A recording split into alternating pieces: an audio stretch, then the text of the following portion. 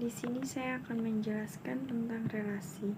Relasi adalah suatu aturan yang memasangkan anggota himpunan satu ke himpunan lain. Relasi yang dapat kita temukan dalam materi pada pembelajaran matematika seperti relasi dari himpunan A ke himpunan B. Relasi yang dimaksud yaitu pemasangan atau korespondensi dari anggota himpunan A ke himpunan B. Lalu fungsi. Fungsi dalam istilah matematika merupakan pemetaan setiap anggota sebuah himpunan dinamakan sebagai domain atau variabel bebas kepada himpunan yang lain dinamakan sebagai kodomain atau variabel terikat.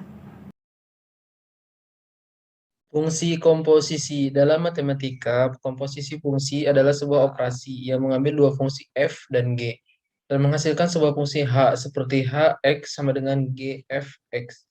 Dalam operasi ini, fungsi g diterapkan dalam hasil penerapan fungsi f ke x. Artinya, fungsi f x to y dan g y to z dikomposisikan untuk menghasilkan sebuah fungsi yang memetakan x dalam x ke g f x dalam z.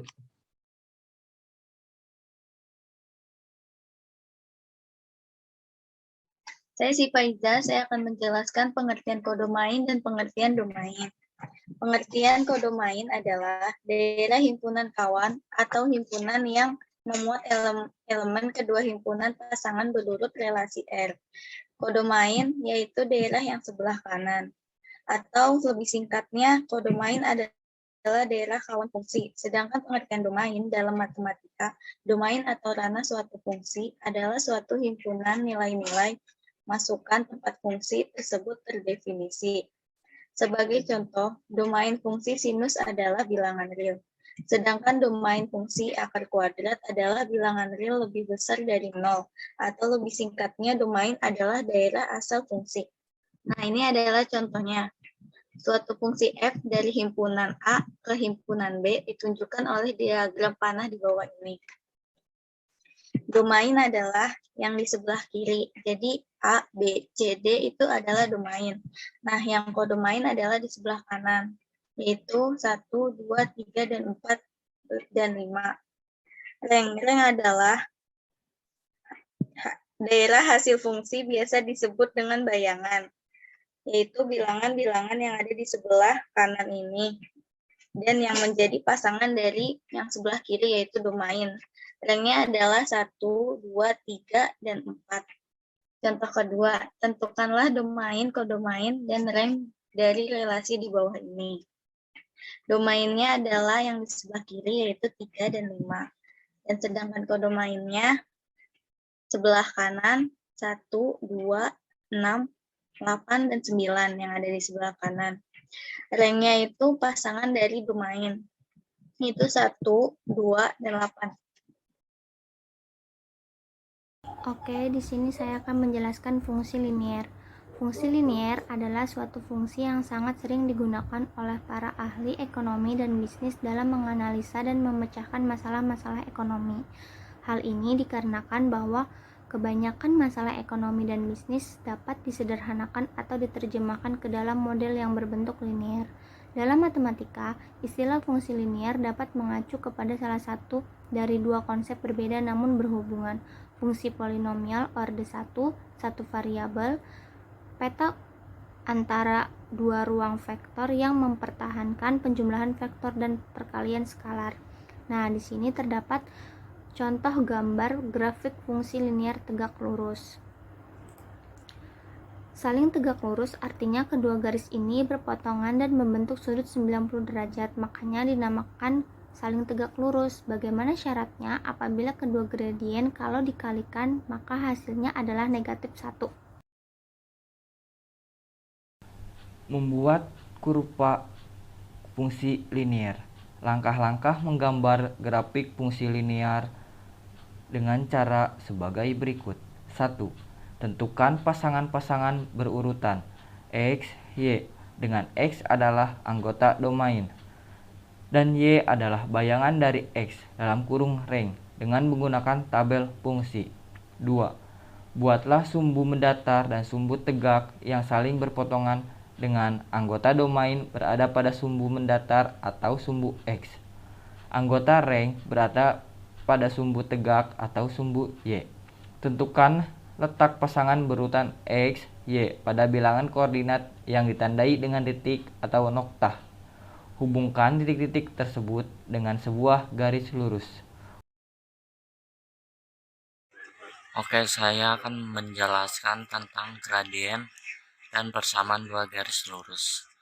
Gradien adalah nilai yang menunjukkan kemiringan suatu garis lurus. Sebelum membahas tentang gradien, alangkah baiknya kamu mengetahui materi persamaan garis terlebih dahulu. Persamaan garis bisa dituliskan dengan Y sama dengan MX plus C. Nah, gradien dinotasikan dengan huruf M dari persamaan garis tersebut. Nantinya gradien akan menentukan seberapa miring sih suatu garis pada titik koordinatnya. Bisa miring ke kanan atau ke kiri. Dan bisa juga landai atau curam. Untuk garis yang miring ke kanan, maka gradiennya bernilai positif. Sedangkan yang miring ke kiri akan bernilai negatif. Di sini saya akan menjelaskan fungsi linear dalam ekonomi. Fungsi linear dalam ekonomi adalah suatu fungsi yang sering digunakan oleh para ahli ekonomi dan bisnis dalam memecahkan masalah-masalah ekonomi mereka. Hal ini disebabkan bahwasannya kebanyakan masalah ekonomi dan bisnis dapat disederhanakan dan diterjemahkan ke dalam model yang berbentuk linear. Nama saya Rani Sukmayu dari Prodi Akuntansi. Saya akan menjelaskan mengenai bentuk kurva dalam suatu fungsi. Dalam matematika, kurva atau yang juga disebut dengan garis lengkung adalah objek yang mirip dengan garis yang tidak harus lurus. Definisi kurva ini telah diformalkan dalam matematika modern sebagai sebuah kurva adalah gambar berfungsi kontinu dari suatu interval ke ruang topologi. Contohnya, grafik fungsi Y sama dengan AX kuadrat. Jika pada fungsi Y sama dengan AX kuadrat plus BX plus C memiliki nilai B dan C sama dengan 0, maka fungsi kuadratnya yaitu Y sama dengan AX kuadrat. Pada grafik fungsi ini akan selalu memiliki garis simetris pada X sama dengan 0 dan titik puncak Y sama dengan 0. Sebagai contoh, yaitu fungsi fx sama dengan 2x kuadrat, maka grafiknya adalah seperti gambar di samping.